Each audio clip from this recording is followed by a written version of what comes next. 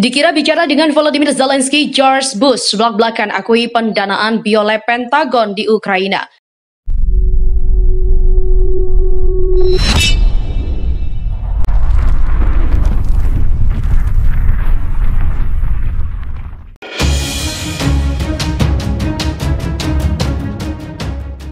Presiden Amerika Serikat ke-43 itu kemudian menawarkan beberapa saran kepada mantan Presiden Georgia, Mikhail Saakashvili, yang bermasalah. George Bush juga menegaskan pekerjaan pemerintahannya dalam menciptakan jaringan biolab yang didanai Pentagon di Ukraina. Anda tahu dia adalah anak laki-laki yang kasar di hati. Pernyataan itu disampaikan George Bush setelah diberitahu oleh Volodymyr Zelensky palsu bahwa Presiden Ukraina itu harus memecat Mikhail Saakashvili sebagai penasehat. Pemecatan itu dilakukan atas pengguna narkoba yang merajalela dan tuntutan gaji yang selangit. Iya, saya setuju, maksud saya kami punya masalah dengannya di Georgia. Putin juga meletakkan jebakan dan dia jatuh ke dalamnya dan dia agak panik selama periode waktu itu. Sebuah drama tentang Salam Glory to Ukraine yang digunakan oleh politisi Ukraina, tokoh militer dan juga pemimpin barat yang menyatakan solidaritas dengan Kiev. Setelah terhubung, mantan George Bush memberi hormat kepada mereka. Setelah dikutip barisan dari Kultus 2000 film, Ukraina Barat 2 yang menceritakan orang jahat Amerika diberitahu oleh pahlawan bahwa kekuatan nyata terletak pada kebenaran, bukan uang. George Bush setuju bahwa kebenaran ada bersama Anda. Ya, itu kamu dan juga Zelensky. Saya bilang pada Zelensky dia seperti Winston Churchill. Dia itu hebat. Rusia hancurkan gudang senjata bantuan barat di Ukraina dan larang masuk 963 warga AS ke Rusia. Konvoi pasukan darat Rusia mengarah ke Mariupol pada 20 Mei 2022.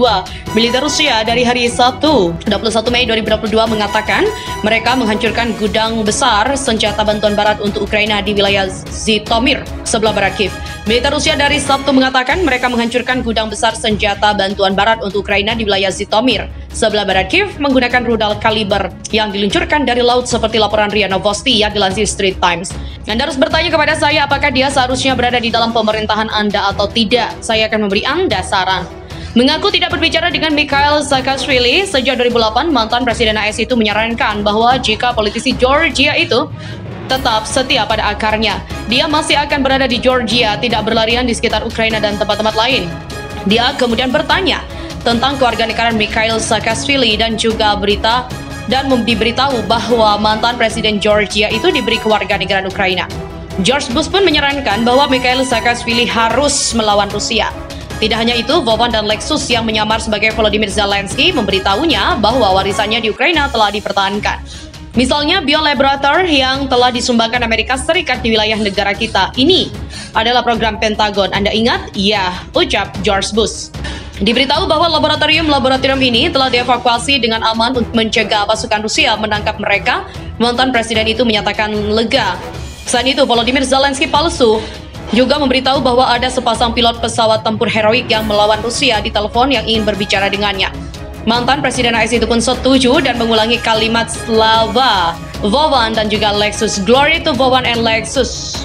Duo prankster Rusia terkenal Vovan dan juga Lexus menerima wawancara panggilan video dengan George W. Bush. Tidak mengungkapkan identitas asli mereka, meyakinkan mantan Presiden AS itu bahwa dia berbicara dengan Presiden Ukraina Volodymyr Zelensky.